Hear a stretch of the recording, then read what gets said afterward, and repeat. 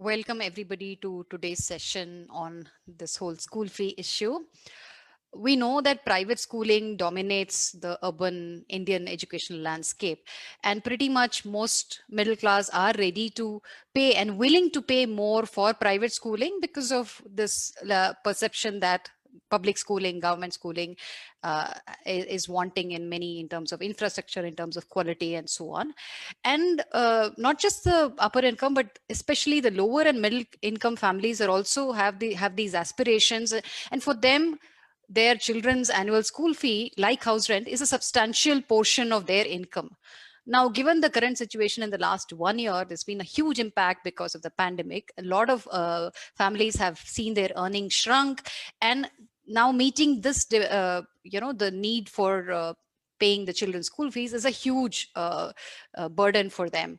So now, given the situation, parents want obviously to have a reduction in the fees expected by the schools. At the same time, schools also have their responses. They have their challenges. Their costs have not come down in any significant way. Their teachers and other staff salaries have to be paid, and they have a lot of other expenses running a school, really. Right now, given the situation, what is really the government's role at this point? The government has directed schools to not force parents to pay up. They've also indicated that they want the schools to give a reduction of about a blanket reduction of 30% in the fee.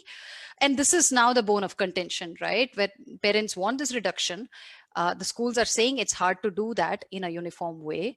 And governments have just put out this mandate. But what really is the ideal situation? And we're not in this debate to say that to pass judgment on either schools or parents, because everybody has challenges. And so we're trying to deliberate a better way of doing this. What could be alternatives? What are the other options we must consider? And how to kind of resolve this in a way that works for everybody. So that's what we will do that today. And hopefully this will kind of the ideas and the learnings that emerge out of this today will add to better discourse in the future. So I'll hand it over to my colleague Sandhya. Over to you, Sandhya. Yeah, thank you, Meera. Welcome, everyone. We are very privileged to have some very good speakers, stakeholders across the entire spectrum, starting with Mr. Madan Gopal, who has retired as Additional Chief Secretary of Government of Karnataka. Then we have parents representative, Mrs. Chaitra Mallikarjunaya, and we have Mr. Sanjeev Narayan, who is a trustee and the secretary of RBANMS Educational Charities. Then we have the Associated Management of Primary and Secondary Schools in Karnataka CAMS representative, Mr. Kiran. Welcome, everyone. Let's start with Mr. Mr. Madan still there? Madan. Sir, has he dropped off? Ekta? Yes, he just dropped off. I think he's joining back. Just a second. Okay. So let's start with Chaitra. Chaitra, yeah, just one second. Mr. Madan is joining. Sure. Okay. He's on the road. Actually, he had a personal engagement. He's taking time off just for our panel discussion.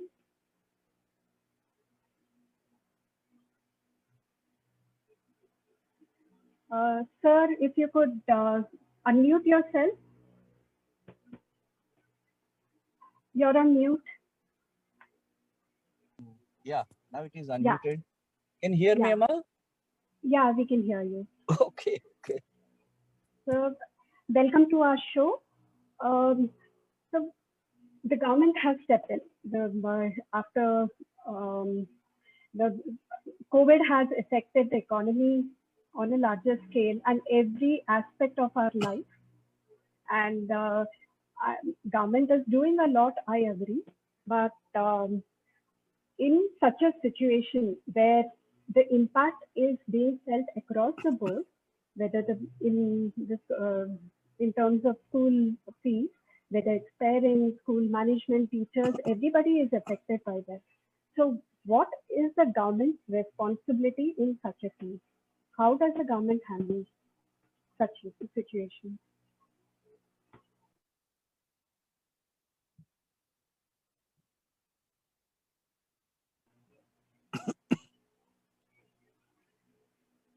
Hello, could you hear me, sir?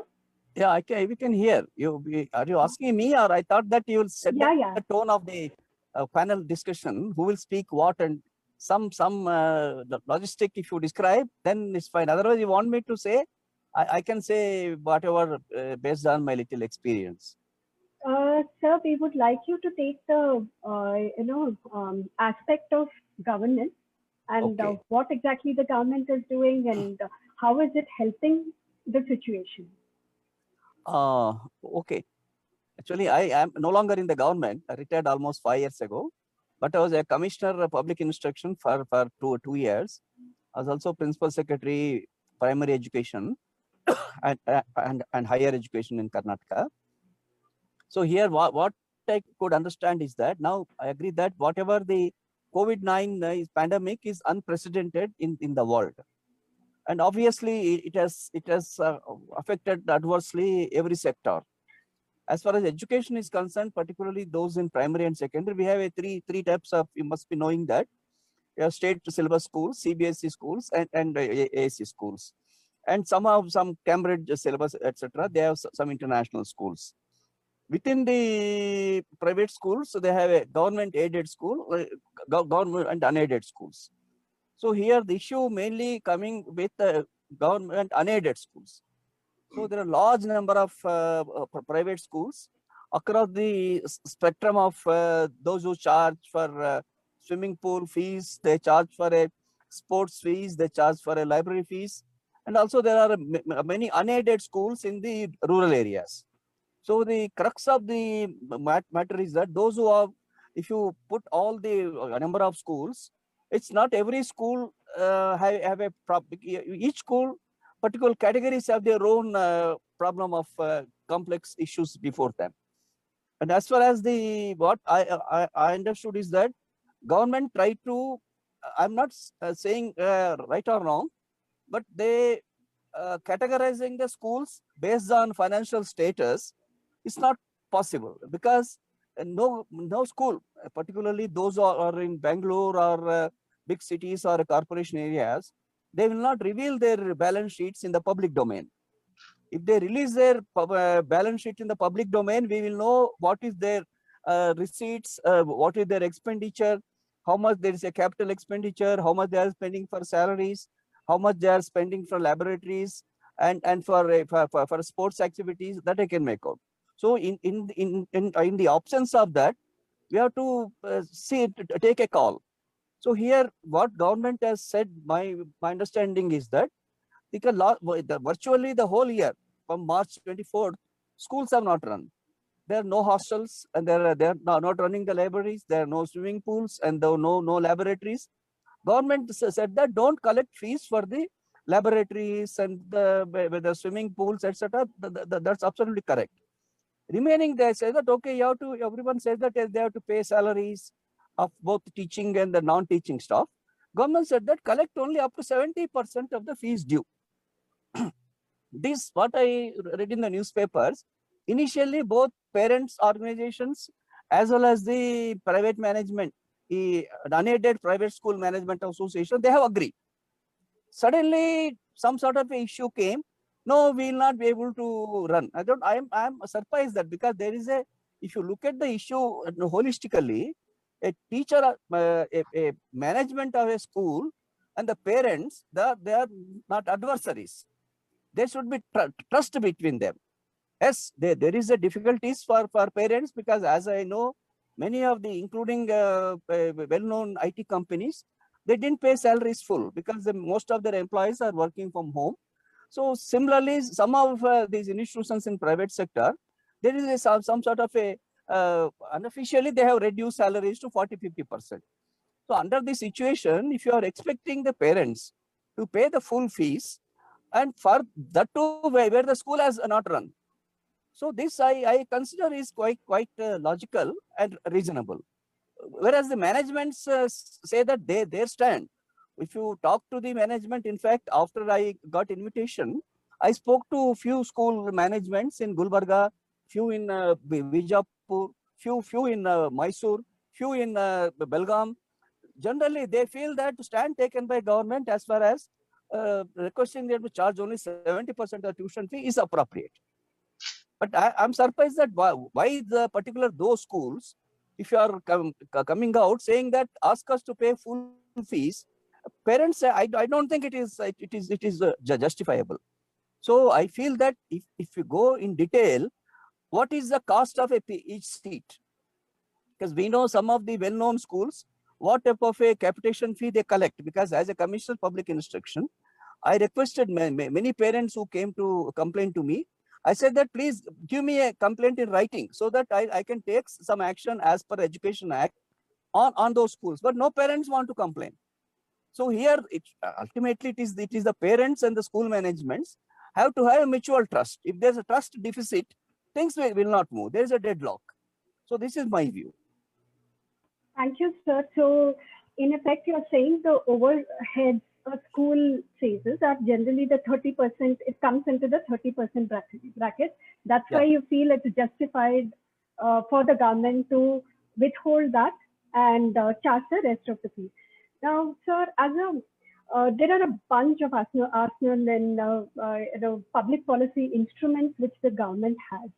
So why this one? This is more regulatory than this one. Why can't government look at a little more out of the box, but probably give interest-free loans, deferred payments, vouchers, etc. I mean, there are a bunch of things which the government can do to incentivize, right, the schools. Is government thinking along those lines? No, I am not in the government, so I cannot speak on behalf of the So government. in general, the thinking of government, approach. But many of the managements, some of them, I don't call many, some of them already agreed for the parents. Even that 70% fees, pay in installments, 2 installments or 3 installments. So remaining fees, as far as the laboratory, swimming pool, etc. concerned, I know justification for a management of a unaided private school to charge for that, because that is the responsibility. If you see, that's the reason I'm saying that if you can categorization, I know it's a very complex difficulty. First is that on financial status of the schools and the financial status of the parents, any grading can be done, which it's very difficult, because the issue is that we have a fee regulatory authority in Karnataka. I can say with authority that fee regulatory authority, whatever their orders passed, are not implemented. Nobody gives a complaint, because that is a loophole in the system. And I believe that education and health are not the marketable commodity. They are the public good. It is the, if any management thinks that it is something like selling something, it is a public good. A public good should not be seen in the view of a profit or loss. So when they are looking at it as a public good, obviously management have to come down a little bit. I'm not, because many management have agreed for the government formula. Only the bunch of few colleges and the few schools, they have, if you, those schools, in fact, I insist that let them put their balance sheet in the public domain. Let there be independent committee of auditors look into their balance sheets. Then let them give a recommendation to government, which they will not agree. I can tell you that. Because I have done, when the higher education department, there is one Justice Padmaraj committee. In that committee, we wanted to I scientifically identify the fee structure of the school fee in the professional colleges. We worked out the details, categorized those colleges in Bangalore and urban areas with infrastructure. Those are in the district headquarters, some other sub-district areas. 3 categories, we worked out the fees. I'm shocked to see that we wanted to work out the cost per seat, an engineering seat or a medical seat. We shocked to see that even a Merc or a high-end whatever car purchased by a chairman of a college is charged to the students' fees. Annual foreign trips of the pleasure trips of the family members of the management, they are charged to the students. It's unfair. That's why I'm saying that those who are talking big, those managements, let them put their balance sheet in the public domain. Let people decide. Let this independent auditors, a committee of auditors with credibility, it will be formed. On then they let them say, yes, this is 70% is not appropriate. But my feeling is that 70% is absolutely correct. The parents, yes, whether it's very capable of paying or not, is very is a debatable. I feel that in unprecedented pandemic situation, we should always give weightage to the arguments of the parents. They already, many of them, I can say with authority that most of them paid the donations, got the seats for their children. They paid abroad. I know the case where is a common working as a driver. His annual school fees is 75,000. And he was asking, because I have to request that particular management, please give it 2 installments or 3 installments. 70% of the fees. I'm saying that as exceptionally some managements are agreed. But why can't the managements also think on those lines? Yes, they have difficulty. If they have difficulty, let them come out with the figures. Let them say, this is our balance sheet. This is how we are running that. Don't they have accumulated balances? Don't they have that they have to release it, spend a little bit. I'm repeatedly saying the unprecedented situation requires some unprecedented solutions. So this is my view. Thank you, sir. We'll go on to Mrs. Chaitra. Government has stepped in and given a direction which helps the parents. So, what, from a parent's perspective, are you happy with the 30% cut? Thank you so much, Sandhya, for giving me an opportunity to be a part of this panel. And I also thank you, Mr. Madan Gopal, sir, as the most of the points he's covered right now is the current situation, what we are, as a parent, we are all are facing it. So right now, what the government has given us is the 30% reduction was just a relief. It's not actual the solution for the problem right now, but it's a relief for the parents as of now. As Madan sir said, most of the schools, especially the private unaided schools, are refusing to follow this order. As he rightly said, that they are not ready to uh, produce or put up or upload their balance sheets in the stats website. According to the government, they have to do that, and it has to be audited by the respective department. And it has not been done from years together. Not only this year, it's not been done from years together, and the private management is now taken this into granted, and still they're not doing it. Most of the parents, they are not saying that they're not paying, they don't want to pay the fee. They're just asking to give us a legitimate fee where they can charge us what actually the expenditure they are incurring as of the pandemic year, especially this year.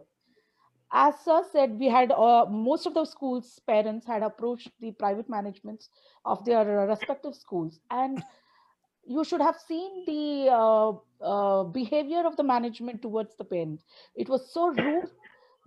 We should always remember that the schools are run, or in case the schools will be managed by the fees which the parents pay, and the parents were not treated respectfully. They were asked to stand in the gates for days together, and they were not allowed to meet the management. They were not giving the appointments. They were treated very badly, and finally the parents had to go for a protest. And now again we got the order from the government for the reduction, but still most of the schools are so stubborn in their way of behavior that they say that they don't have the order in black and white. Still they have not received the order in their hands, and they don't want to implement it, and they have stepped into the court challenging the order. Still date, the order is not being implemented, and we as parents always see, and we always request others as well, because most of the teachers and most of the management people are also parents.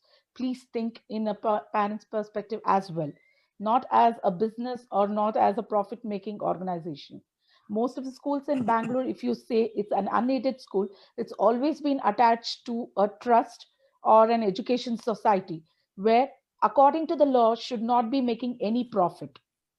And these schools are making crores to crores together of profit over the years. And now when it's actual time to spend those profits, they are backing off and saying that we are into loss by giving 30% of the reduction, which is utter, I mean, you can say that it's not true. Even they have to think twice before giving out the, I mean, saying or giving out this statement saying that 30% reduction will actually will not allow us to maintain the school or something like that. We had a rough calculation and we saw that in an average school where we have around 1,200 to 1,300 students, and if they charge 5,000 rupees or maybe 3,000 rupees per month, the total accumulative of amount which a school collects as an annual fee for the whole year, they can easily maintain the staff teaching non-teaching staff salaries and other statutory expenses. They can easily maintain with those fees which they collect from the 70%. But they're really not ready to do that, and I'm very shocked. I don't know why these people are fussing about the government order and other details like fire safety norms and other things. I really feel that those are the basic needs of a school. Most of the schools in Bangalore, if you have come across, do not have the playground. Most of the schools do not have a proper staircase or a proper classroom. Still, parents tend to get their admission over their school and they send their children. Now, the unaided schools have come up saying that government has given us a lot of restrictions, and they ask us to maintain lots of documentation and approvals to be done which cost them, and they want reduction on that fees and they want relaxation on that rules. How a government can relax a fire safety norm? That's really not, I mean, it's not the right way to ask a government to relax the fire safety norm. It is concerned to the life of many children, teachers who are teaching in that institution. Forbidden, I just want to make some examples like a fire accident occurred in Kumbakonam in Tamil Nadu, and about 60 students were burnt out. And if you just go across in Bangalore, you can see small schools which do not have a proper exit doors. They do not have the fire exit, not even the fire exit. They don't even have a proper staircase. Where how can you expect the students who will be in panic state to just escape from those situations? So the private sector or the unaided school management are bringing up all these issues now in this pandemic time, and they want concessions on that, and they are asking the government to do this so that they can reduce a partial fee for the parents, which is not acceptable. Even 30% what they're charging is more, because this year we can see that, as Gopal sir said, most of the schools, they have not taken the offline classes, it's almost the online classes, and most of the parents who have lost their job will not be able to afford for the gadgets what they had to the uninterrupted. It may be the internet, the power supply, or a gadgets like the Android mobile phone or the laptop. They've almost spent the double what usually they used to spend during the regular schools, and still the management is asking to pay 100% fee. Is it justified? How can they justify that? We parents can justify that, yes, nothing has been decreased in our expenses, we are spending the same. We have bought the gadgets, we are giving uninterrupted internet and power supply, everything we have done from our part. And whatever the government has given the order for 30% reduction, even though it's not up to the mark, but still we accept it, and we want that to be implemented.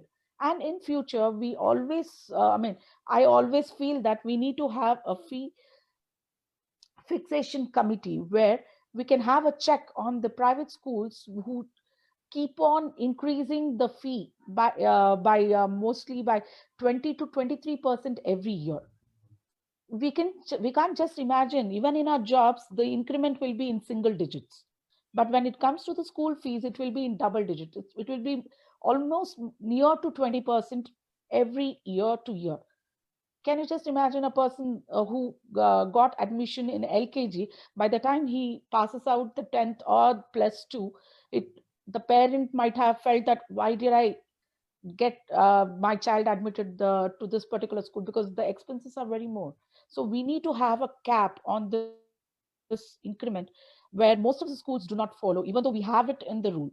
So I personally feel that there should be a fee fixation committee, as a model we have it in Tamil Nadu, where most of the schools, they follow wise in district and taluk wise. They project it for the next 2 years, and they see to it that the schools maintain or collect the same fixation or the same fee which has been fixed by the committee. So I request the government and the other officials also to look into this, so that the parents will be benefited in the future as well. I rest it there. Thank you, Chaitanya. NCAER report says that around 120 million children are enrolled in the private schools, and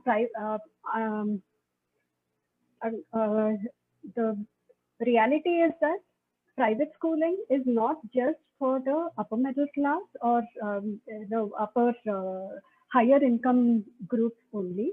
Middle income and lower income groups also send their children to these private schools.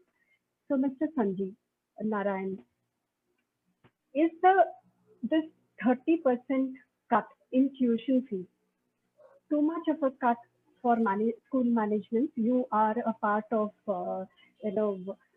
aided schools. You have seen the entire spectrum of schooling, and largely the larger portion of the population is now, rather the children's population is in private schools these days. So what is your take on this? I think, both Mr. Madan Gopal and Chaitra made some very important points that, we forget. Fundamentally, education is a public good. And we have forgotten that. Both education and health, we have outsourced. The government, the state has outsourced it to the private sector. It is not invested in in this public good. We look at the state of our public schools in Bangalore and Karnataka, shocking. You look at our state of our private, our primary health centers, it is shocking, right? And this has given rise to this, mushrooming of these, these so-called private schools. Majority of them are these garage schools. They run in one room, or they run in these, without a playground, without any facilities, unregulated.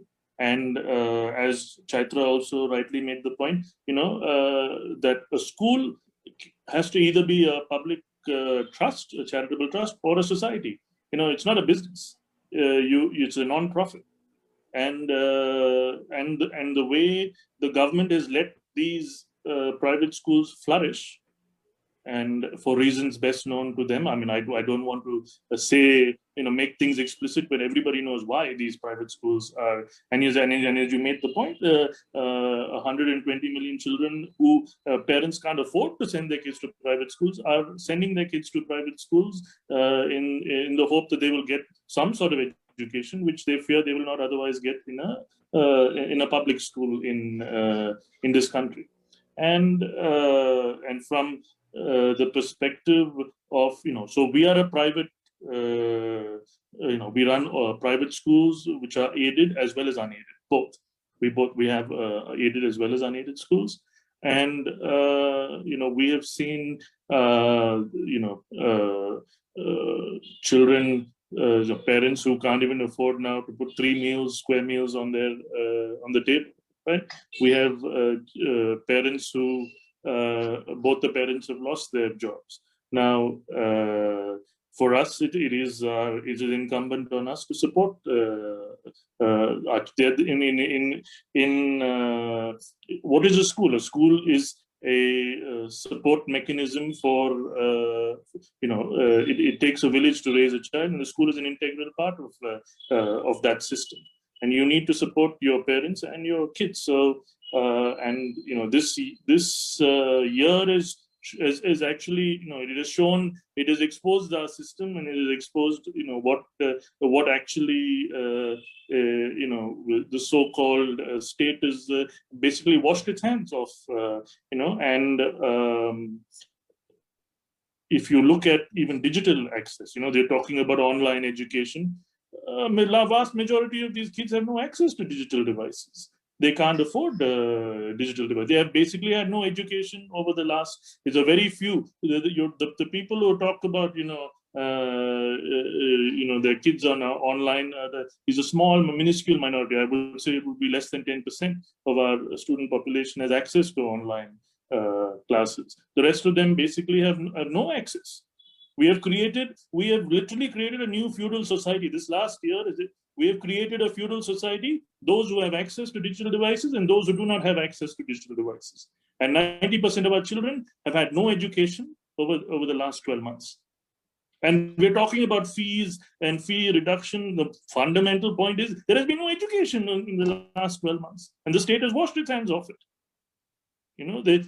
They've opened cinemas, they've opened bars, but they have not opened schools for the children, from primary school to grade.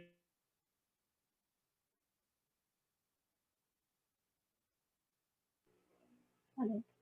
I think Mr. Sanjeev is experiencing some. Yeah. Can you hear me? Yeah, we can hear you now.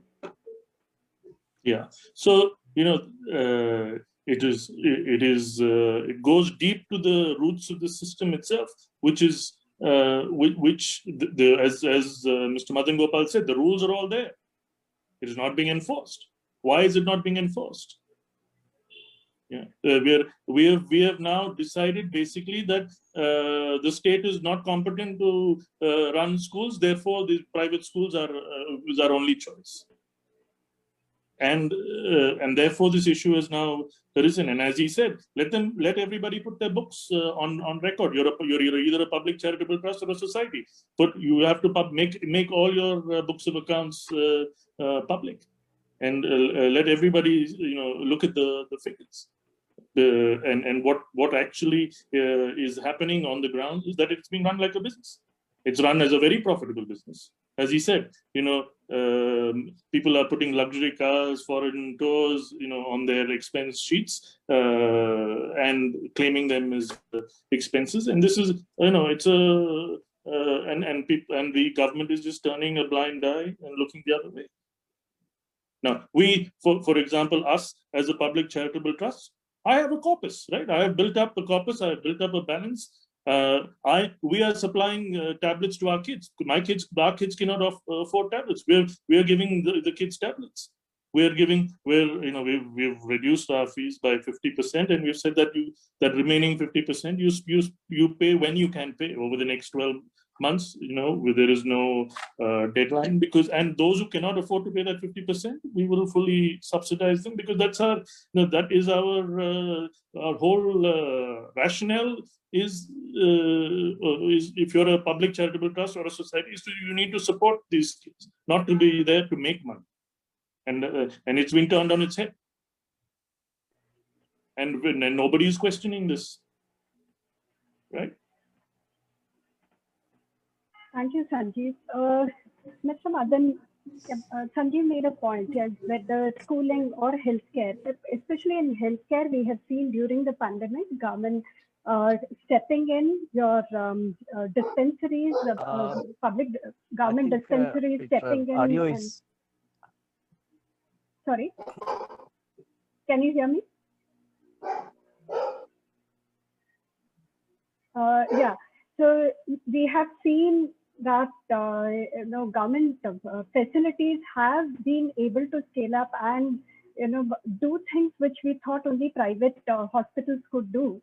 So now, will this change the perspective from an education point of view for the government? Because Mr. Sanjeev touched upon that point where government schools is not supposed to be on par with the public or private schools. That's the reason most lower income groups as well see it as an aspiration to put their kids in these private schools. Can I say something, Sandhya? Yes, sir. Yes, sir. I think I'm happy that Sanjeev Narayan has correctly could assess certain issues.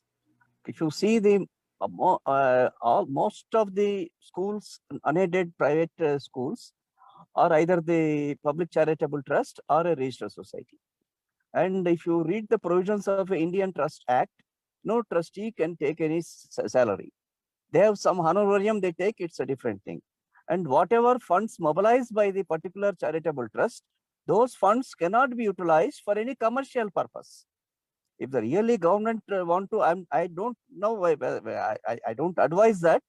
The government really want to take on those institutions who are talking very big.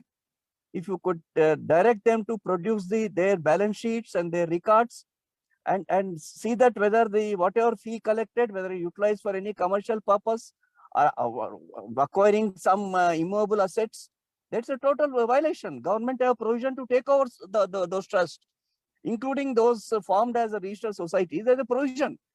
If the basic, whatever legal formalities, legal provisions are violated, government cannot remain as a silent spectator. Whether government will do or not, I don't want to say anything. But as far as the public fee fixation is concerned, fee fixation is ideal. But issue is that most of the, I can say with authority, many of the, I don't know most, I can say many of the private management unaided institutions, they don't collect the fees by check, they collect by cash. So they somehow there should be some law to ensure that whatever payment paid by the parents to in the form of fees should be through check. If that is insisted, then your fee fixation committee will work. If you have fee fixation committee, if the 60% they pay cash and remaining pay check, then it won't work. The issue is that I repeatedly mentioned that issue is that there should be mutual trust. We can't blame the parents have a certain beyond a point. I'm really surprised that parents has agreed to pay 70% of the fees. Many parents don't have that money. So anyhow, now they have very, I don't know, magnanimously agreed for that. Now it's on the part of the managements now. If they want government to take action on them legally, there are ample legal provisions to take over these institutions. Whether government will able to run properly, I have my own views on that. A second point is that investments, because in education and health is concerned, our investments are very low. They are, unfortunately, it is considered expenditure. It's not expenditure, it's investment. When you're talking of an investment, any investment in the health and education sectors, returns are the 32 to 40%. There is a detailed studies done by various institutions, including the World Bank. I'm saying that when these studies are very clear, investments in the education, both I'm saying the public education and the public health sector should improve. Now, despite whatever thing, somehow this is not unfortunately, it's not a priority. This should be made as a priority. People should demand it. Now, right to education, to a certain extent, it has improved certain things. Even then, many of the private managements are violating it with impunity. Right to Education Act, certain provisions are violated. So I'm saying that now it's a time for the managements to understand the compulsions, understand the necessity. Otherwise, I think government should not hesitate to take over some of these institutions, sample, take over some of them, and set a type of example to other private management. You fall in line, otherwise, thank you, we'll take over, we'll run. Let's ask Mr. Kiran Prasad. Let's bring in Mr. Kiran Prasad from the camps.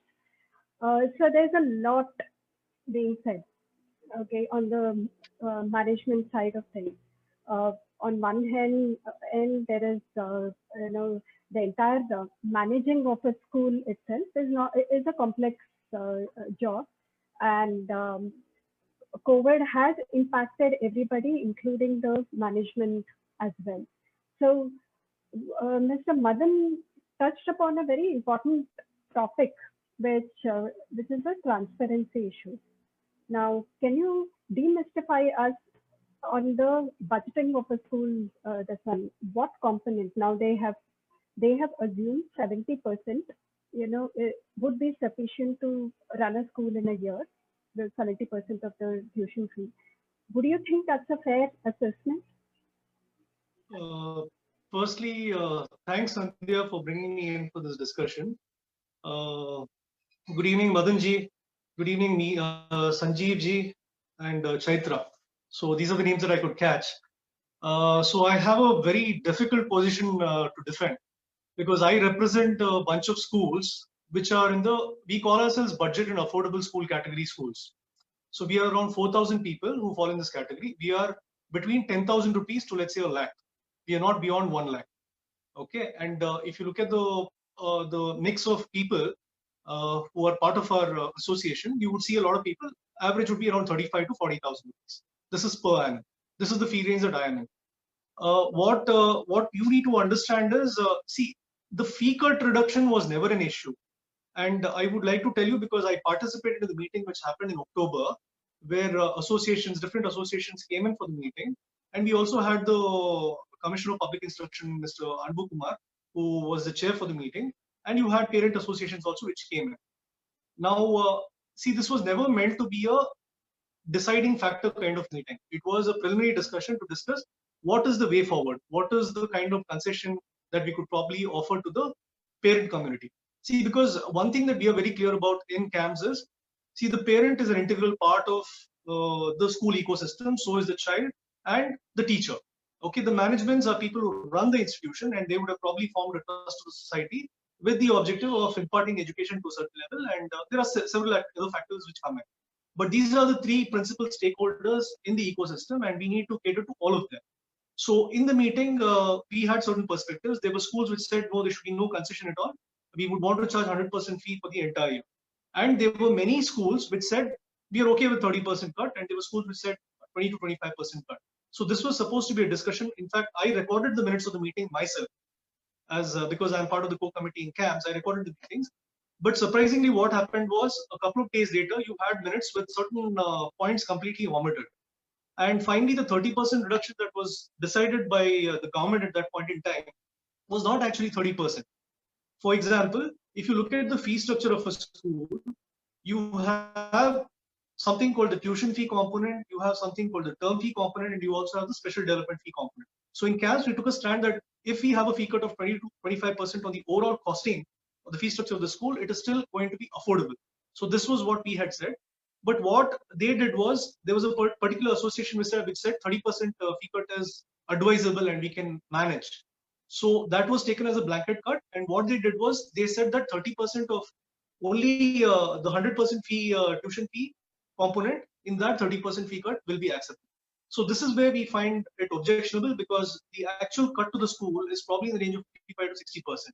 I also want to bring this point to note, Sandhya, that one thing is, we've had reduced admissions this year. I'm again talking only about schools in the budget school category. What the 5% elite are doing is not my business at all. I'm representing a bunch of schools which are in 35 to 40,000 rupees category. So we have had reduced intake. We've had, let's say, around 50%, 45 to 50% of parents who actually admitted their children this year. In that, we received only one part fee payment. And I think probably Sanjeev would also understand this, because a lot of parents have not been able to pay. So when you already have reduced intake, you have a 10th standard batch which is passed out, you don't have the kindergarten children who are coming in, plus you have 50% of parents who are actually admitted. And in that category, you have only a part payment coming. Now, how is the school supposed to manage the show for the entire year? We are talking about 12 months.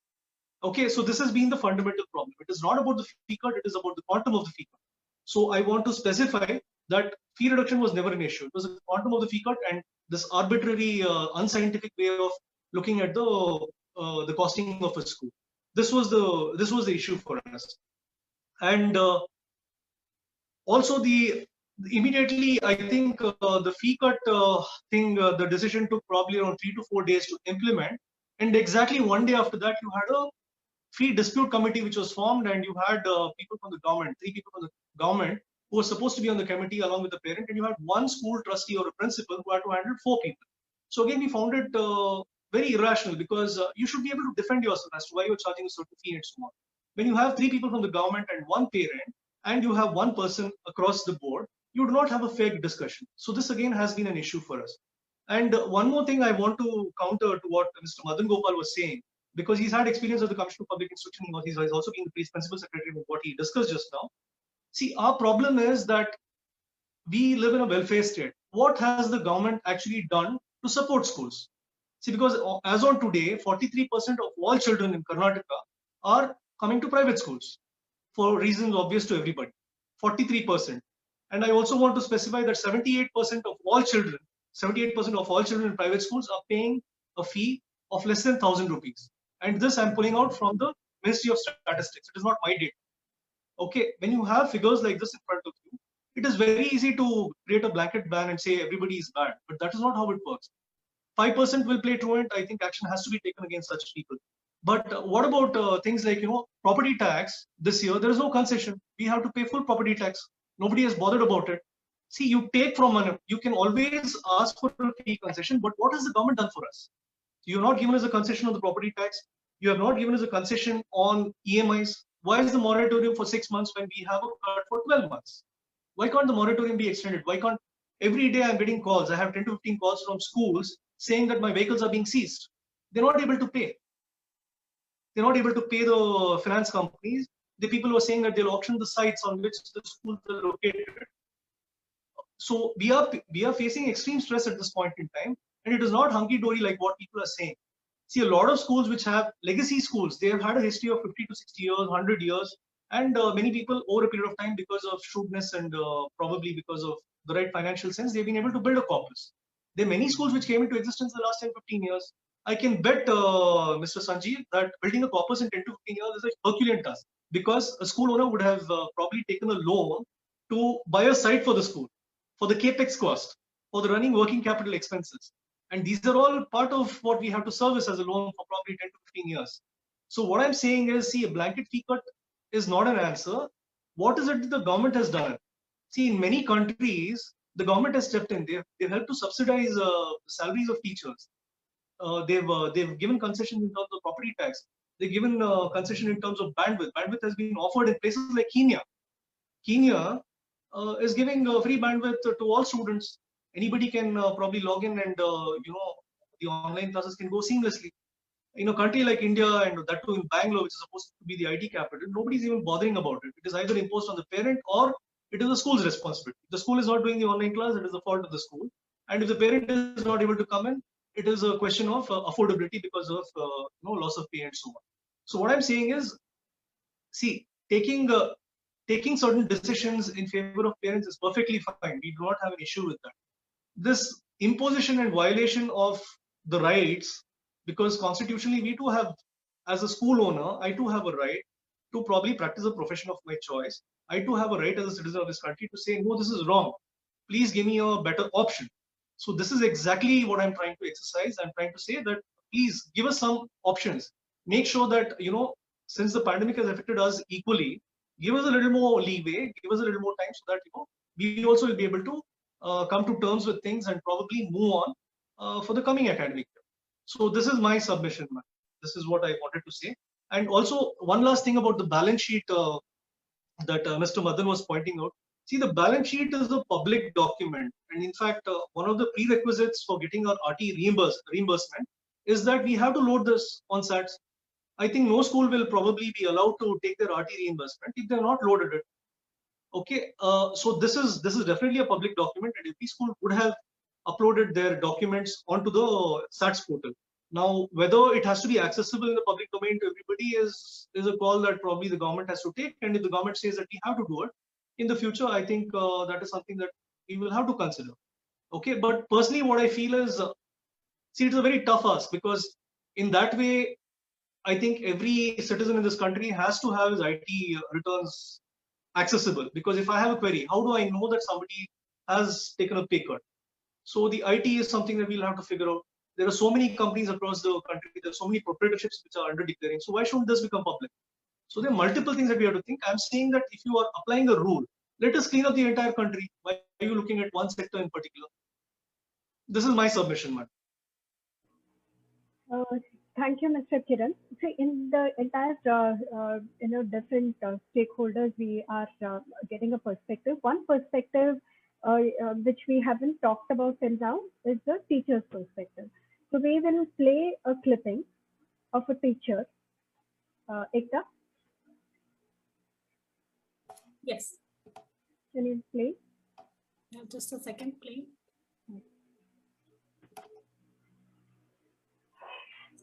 Namaste, madam. ಇಂದು ಖಾಸಗಿ ಶಾಲೆ ಮತ್ತು ಉಪನ್ಯಾಸಕರು ಕಳೆದ 1 ವರ್ಷದಿಂದ ಆರ್ಥಿಕವಾಗಿ ತುಂಬಾ ಕಷ್ಟವನ್ನು ಅನುಭವಿಸುವಂತಾಗಿದೆ. ಇದಕ್ಕೆಲ್ಲ ಮುಖ್ಯ ಕಾರಣ ಕೊರೋನಾ ಮತ್ತು ಖಾಸಗಿ ಶಾಲೆಯಲ್ಲಿ ಕೆಲಸ ನಿರ್ವಹಿಸುತ್ತಿರುವ ಶಿಕ್ಷಕರಿಗೆ ಸೇವಾ ಭದ್ರತೆ ಇಲ್ಲದಿರುವುದು ಹಾಗೂ ಮೂಲ ವೇತನವನ್ನ ನಿಗದಿಪಡಿಸದೇ ಇರುವುದು, ಸೇವೆಗೆ ಆಯ್ಕೆಯಾದ ಶಿಕ್ಷಕರಿಗೆ ಆದೇಶ ಪತ್ರವನ್ನ ನೀಡದೇ ಇರುವುದು, ಇಂತಹ ಶಿಕ್ಷಕರಿಗೆ EPF ಮತ್ತು ESI ಇನ್ನು ಮುಂತಾದ ಸೌಲಭ್ಯಗಳನ್ನ ಶಾಲಾ ಆಡಳಿತ ಮಂಡಳಿಯವರು ಕಲ್ಪಿಸದೇ ಇರುವುದು, ಇದರಿಂದ ಸಾಕಷ್ಟು ತೊಂದರೆಯನ್ನ ಖಾಸಗಿ ಶಾಲಾ ಶಿಕ್ಷಕರು ಮತ್ತು ಉಪನ್ಯಾಸಕರು ಅನುಭವಿಸುವಂತಾಗಿದೆ.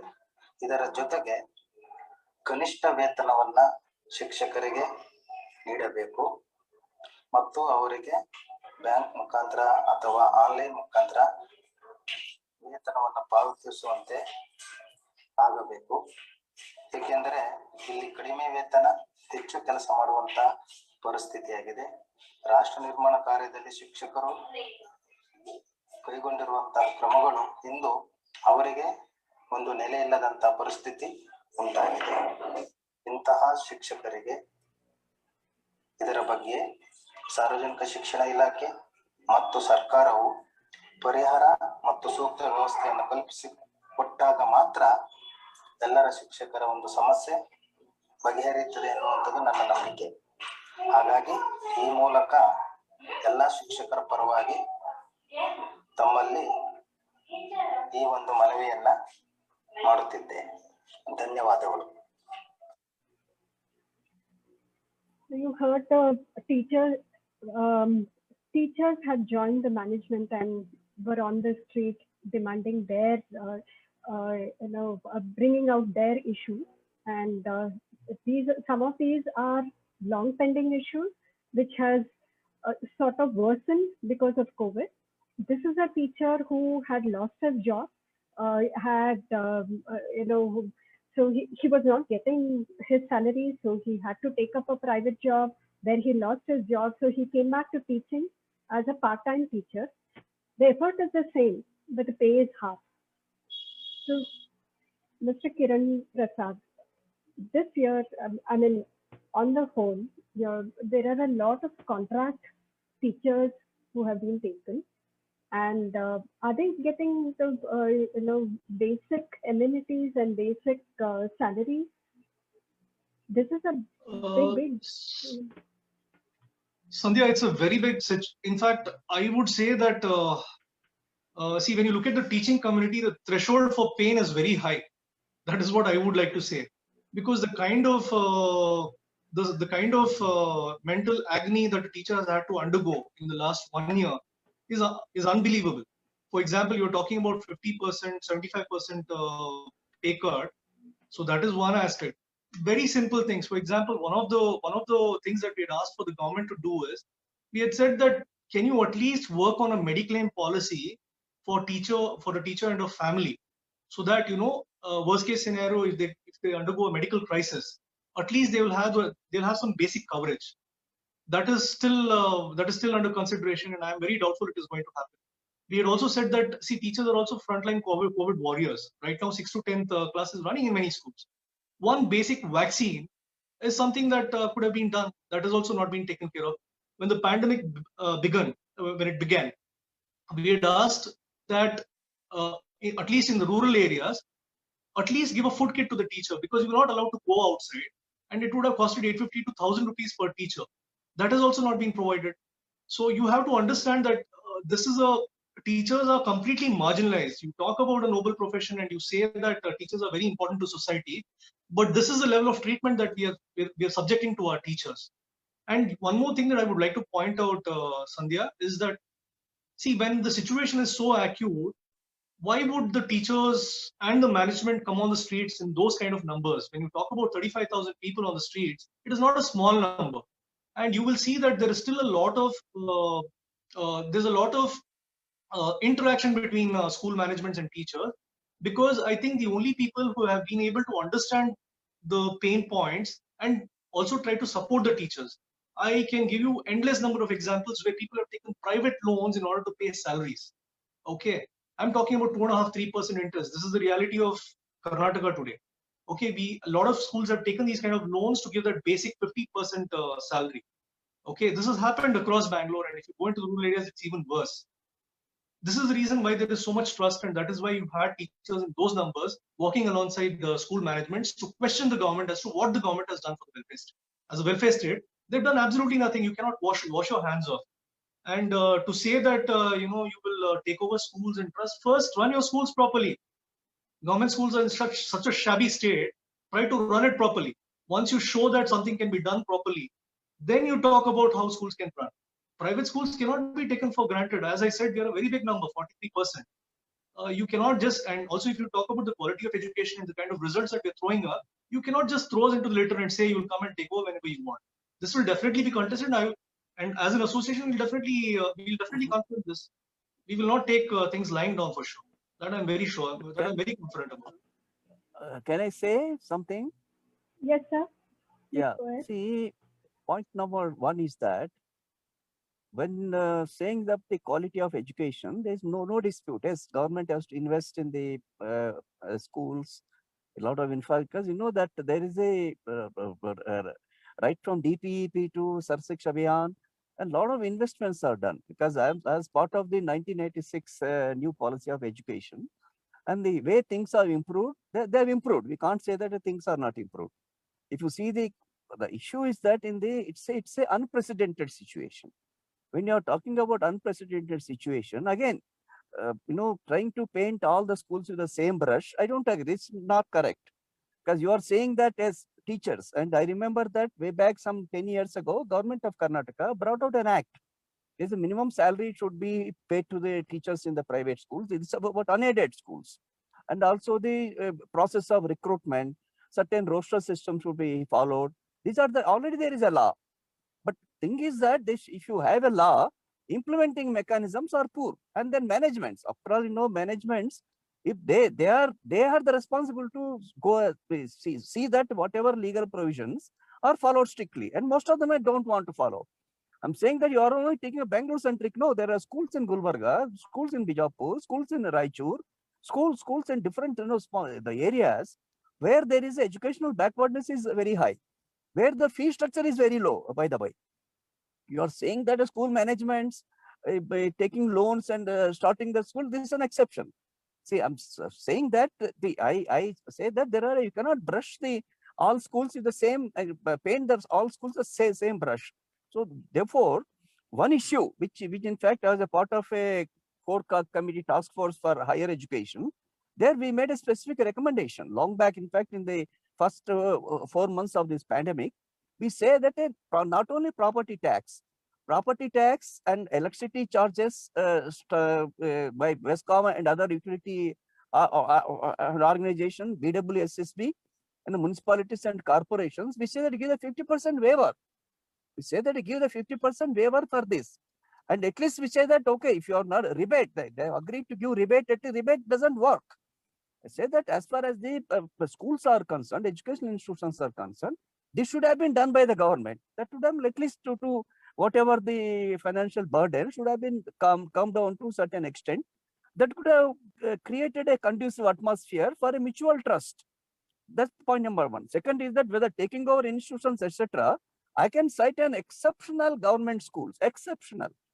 I've seen the schools in Udupi, I've seen the schools in Koppal, exceptional. Some of the government schools, type of investments have gone into that. The commitment of the teachers there, unparalleled. If you're talking of the quality, this is one yardstick. Because I have seen that zero result schools. We can check in the past 5 years. Zero result schools, you don't come into any of the government aided schools or the government schools. There is no zero result SSLC schools. Zero result SSLC schools, most of them, not most, all of them are in the private unaided management schools. Because in fact, at that time, I recommended that zero management school, give them a 3-year term. If they are not able to, why the result has not come, it is again a different issue. When the recruitment level itself, teachers, if you see that in the qualification experience of the government teacher or a teacher in the government aided schools is exceptionally high. If you compare, I know that many schools, they just take this somebody with a graduation without any D.Ed or a B.Ed, they give them it's a job. Subsequently, how they manage, I'm saying that they should be now, not everything in the black and white. There's a gray area. I feel that entire problem is coming because of the gray area. So as you said that, okay, we can categorizing the schools, top 10% category A, and then those who are financial resources are restricted to carriers B, those are really poor C. But this type of a categorization, is it possible? It should be done, okay, I don't mind, but is it possible? I'm sure government must have attempted that. Similarly, the parents' financial status. Some of the managements say that. I'm saying that unaided management schools, parents are capable of paying. Some parents are capable of paying. I'm saying, but if you want to categorize that, it is next to impossible. That's what I feel. Because I'm saying that these are the issues are very complex in nature. When the pandemic is unprecedented, therefore, there's some sort of a trade-off is required on the part of the management, on the part of the government, on the part of the parents. That's why I'm quite happy that parents have agreed for the 70% of fees. It's a really, I can say magnanimous on their part to agree for that. When the management coming that, I understand that initially when this was announced, most of the management schools, they have agreed. Suddenly 2 days, something happened, they changed the mind, led by some 10 schools. I know, I don't want to name. I have some inner information. Some bunch of 10 or 15 schools, they are saying that it's not possible. I'm referring to that. If we want really to do that, whichever public charitable trust running the school, let there be expenses be, let there be let there be social auditing of their expenses. If that type of thing to be done, why I'm saying that government take over, I know, I agree that the government taking over is I say that I may not agree for that in principle, but I'm saying that this situation comes, government has to step in. If they're deadlocked, if the management doesn't understand, yes, government has to do some concession. That not.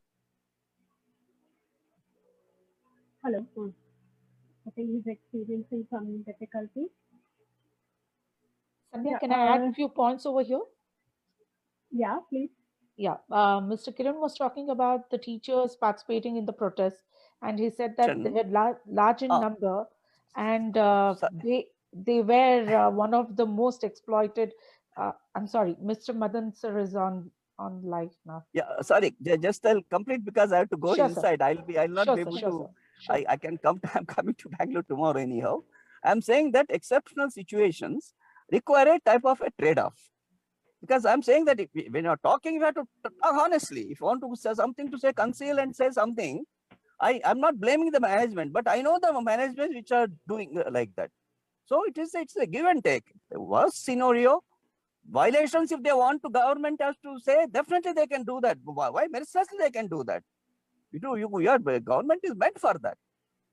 If that situation comes, hopefully management come to the better sense.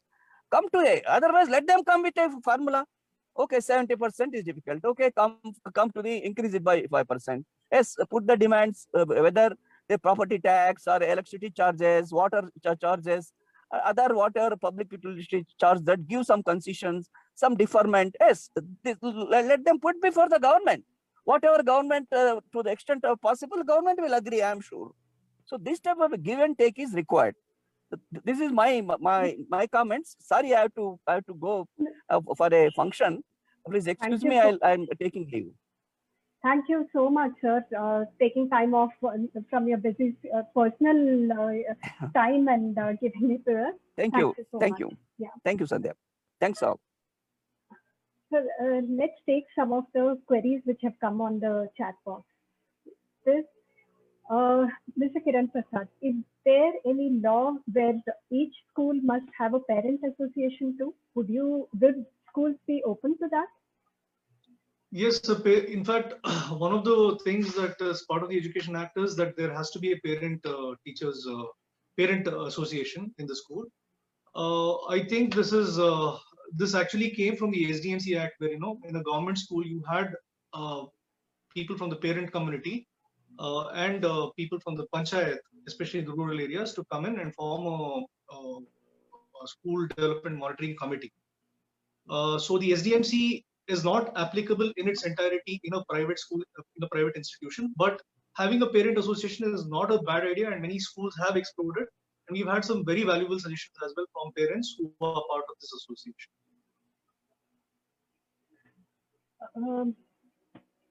But the question is, does every school have a parent association? I don't think that is true, because I think it has never been a mandate. The government has never said that we need to have a parent association in the school. Only when the CCTV, when you had the issue of child molestation in the school, that is when they said that there has to be a parent vigil committee. So a vigil committee was made in each school, but it was never enforced very seriously. So that is something that probably schools can explore, and it's not a bad idea in my opinion, my personal opinion. Thank you, Mr. Kiran. One more. We'll take one or two queries. After that, we'll have closing statements from each of you. So, Mr. Sanjeev, can you tell us, have you received a circular which says that 30% reduction is applicable to all schools? We have received phone calls from the DDPI's office and the block education officers, as well as, yes, there is, I think the notification has come, because I remember seeing it, it included fire safety mandates as well, saying that you have to meet certain requirements if you want your school registration renewed, and as well as, I think this fee 70%. I will have to clarify, but I know for sure that phone calls have come to my school administrators saying that, have you all implemented the 70% fee reduction? And just one point I want to make, with regard to Kiran's points, is that, Kiran, I understand the budget schools are in between a rock and a hard place right now, right? And the problem is the model itself is flawed. Now, you have talked about managements taking a loan, buying a property, setting up the school. They have a capex, that they're paying this interest. This is not a business, right? The problem is, this is the model. This is a business model. A school should not, and the government and the state should be very clear that this is not the way a school can be set up and a school could be run. And we have allowed this to flourish, and now now we see what the consequences are. A school should have, for anybody to set up a school, whether it is private, unaided or an aided school, you should have the resource to set it up with the funding as a corpus, with the donors coming in. It should be a community-based project, not where one person says, "Oh, I will take a bank loan, I will buy this property, so build a school." Why? And then it's running as a profit-running mechanism. A school is not a for-profit mechanism, and that's what our model now is. That schools are run as for-profit and not as a public good. And then I want to emphasize that's where the root of this problem arises from. So, Mr. Sanjeev, do you think it incentivizes private players to come into a critical aspect like education? If government regulates in this fashion, just says no, you can't. You're a public good, and you can't make money out of it. It can't be a business proposition at all. No, absolutely. I mean, it is not a business. The problem is that we need to recognize that education is not for profit. It is an investment in the future of our citizens, in the future of our state, and the state has a responsibility. See, I have no problem with private. We are a private institution, right? We run schools and colleges. we have aid, we get aid from schools. So either the government should fund all private schools that meet certain criteria. You know, you bring in your you set up the capital, you know, for the schools, building, whatever, and we will fund the teachers. Right? We don't have the capability of actually you know, hiring teachers on this scale, 40,000, 30,000 schools. We will fund them, but you have to follow these regulations, which is what fees are regulated. Your a certain infrastructure has to be in place. You cannot make a profit. You know, so the state has to get its act together. Basically, the state has washed its hands off and has said, you know, they've let this flourish like a bazaar. It is now a bazaar, and everybody is doing, you know, anybody and everybody is doing what they want to do, and getting away with, you know, as Mr. Madan Gopal said, you know, a large majority of schools take their fee payments in cash, and they take capitation fees. You know, all of these are left. You know, it's just run amok, and I'm sorry to say, but you know, the state of affairs in our state and the state of education is literally like a bazaar thing. You know, it is treated like as any other you know, market good that in our country now, and especially in Karnataka, it is quite shocking to see the state of affairs that is happening. So, Mr. Sanjeev, what is the alternative? What is the solution which you think should be implemented? So I think one of the points, yeah, sure. So one of the points, I think Kiran made a good point, is, for example, there should be no property tax on a school, right? Why the school is a public good? The state should support these schools, but then they said we will not charge you property tax, right? In terms of even utilities, they should subsidize utilities. You know, support schools in terms of where the state is providing this basic. In fact, they should give school plots. They should say, we will give you the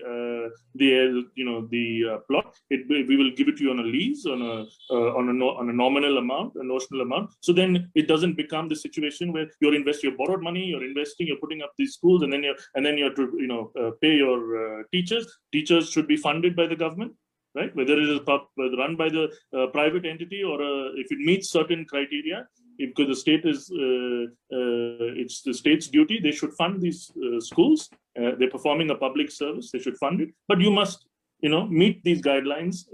And if you don't meet those guidelines, then the state should step in and take over these schools. But it just can't operate like the way it's operating now. It's a free for all, really. Okay. Something's got again. Mr. Kiran. Yes. Yeah. So, a lot has been said, a lot needs to be done. So what, according to you, would be a good, you know, a middle ground at least between the schools and? I think the middle ground right now is that, see, when you talk about a 30% fee cut, it's a blanket cut, and that is what we're opposing. A fee cut in this time of pandemic was something that we never opposed, at least not from camps. And there's several things that come into the picture, because, you know, when you talk about a meeting on that scale, the one that we had in October, we had a situation where, you know, there was a particular organization which came in called RUPSA, which claimed that they had 30,000 members, and that was an organization we'd not heard of less than 4 months back.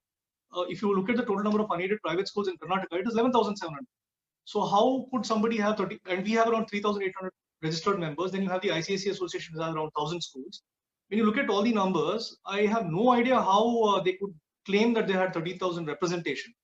So, and their claim of 30% became the final blanket cut. Their figures were actually taken into account, whereas other people were not taken into consideration at all.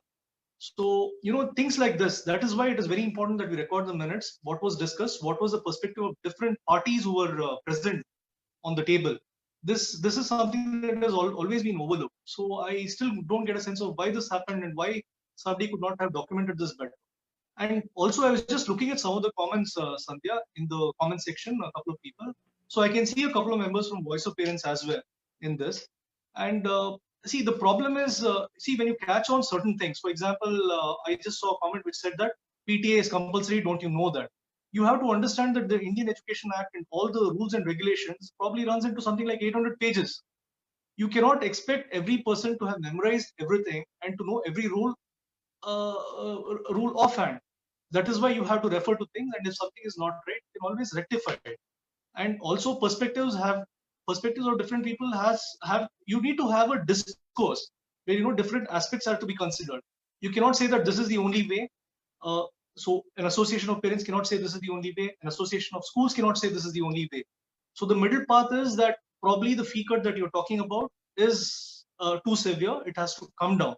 This is one aspect that we're talking about. And also, since we live in a welfare state, see, the main problem that we have with the government, and which also the parents association also have with the present government, is that, see, you're imposing rules, but what have you done? What is your contribution?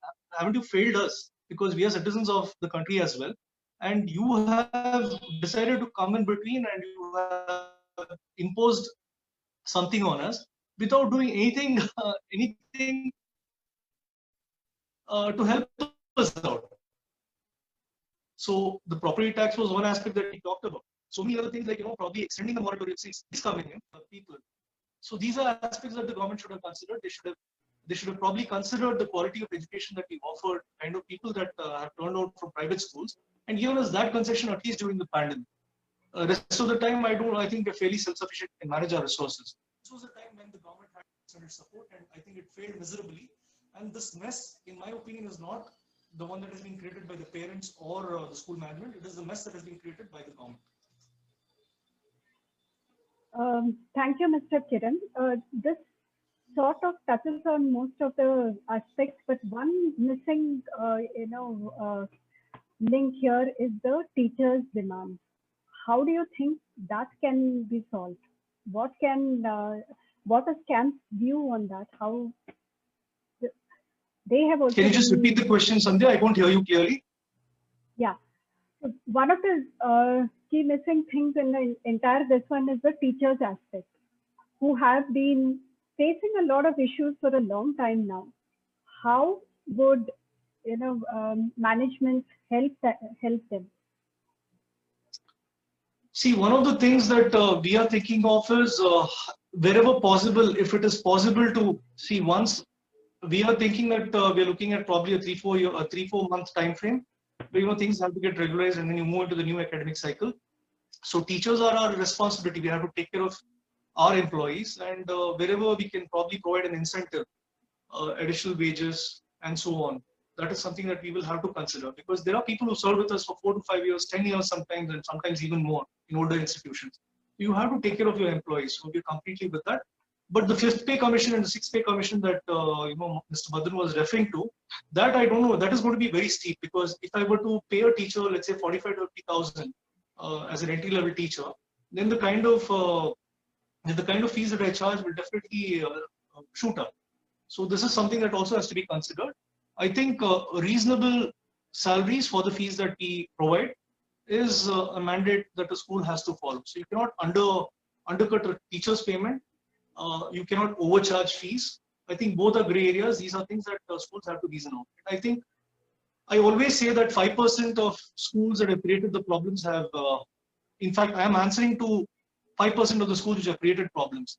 I represent 95% of schools which have offered concessions, which have probably paid salaries to teachers, which have given extended timelines to parents in spite of them not paying. So I represent that 95% of schools. I do not represent the 5% of truants who have created so much bad blood between the parent committee and the school managements. Thank you, Mr. Kiran. Chaitra, you heard Mr. Kiran, 95% of the schools seem to have followed the diktat of the government. It's only 5% of the schools which seem to have an issue. So what is the way forward? What do you think, from the parents' perspective, is how to solve this issue?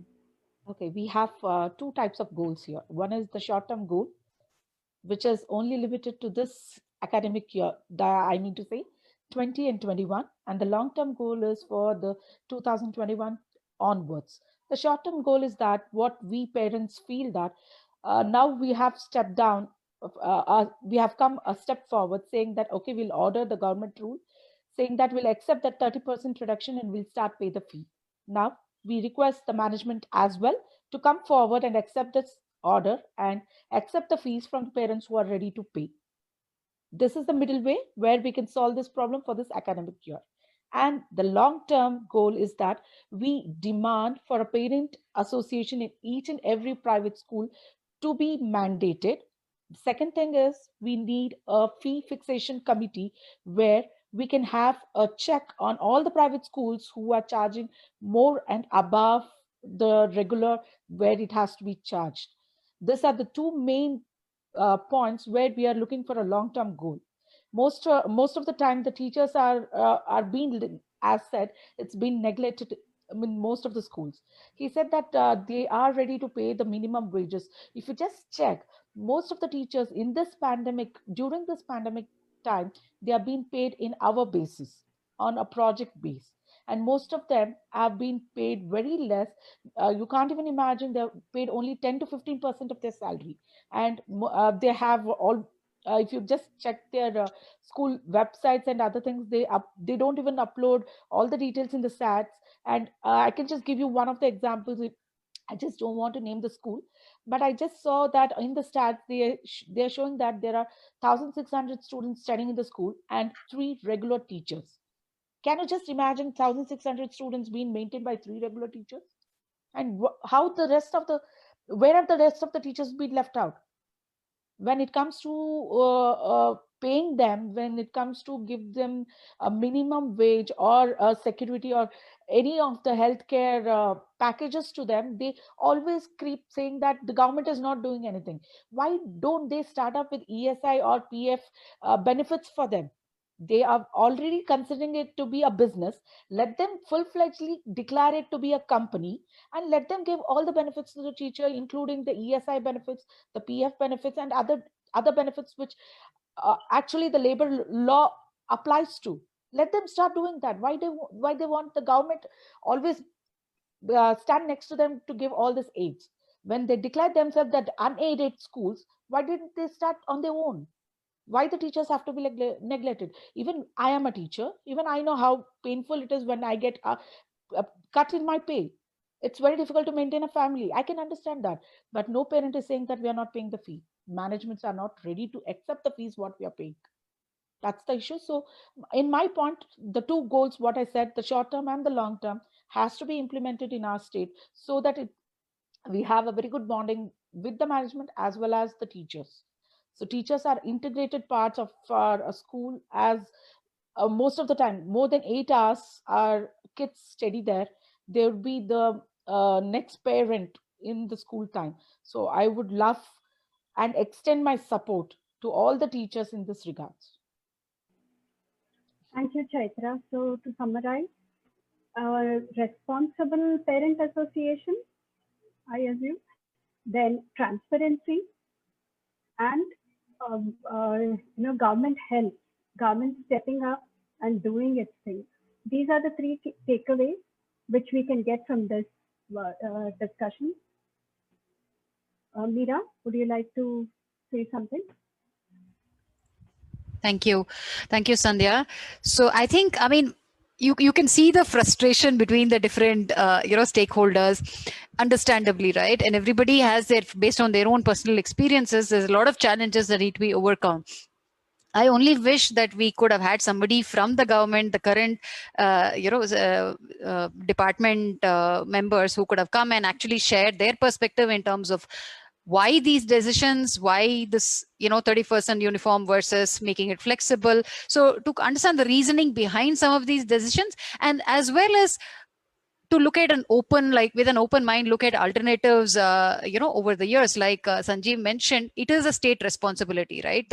The fact that if a child goes through and gets an RTE seat, the government is compensating some 16,000 rupees, right? So which means that is what the state is spending on each child. So what is it that other children who are not going to government schools, what do they deserve from the state, right? Everybody is a taxpayer. So those are the kind of questions we need to move this discourse towards. Not that right now, yes, there is a current issue in terms of this year's school fee, like Chaitra said. There's a short-term issue that needs to be resolved, definitely. But in the long term, I think it is important for all of us to understand the state's responsibility and hold it accountable for what it needs to do for our children, right? And with that, thank you to all the panelists.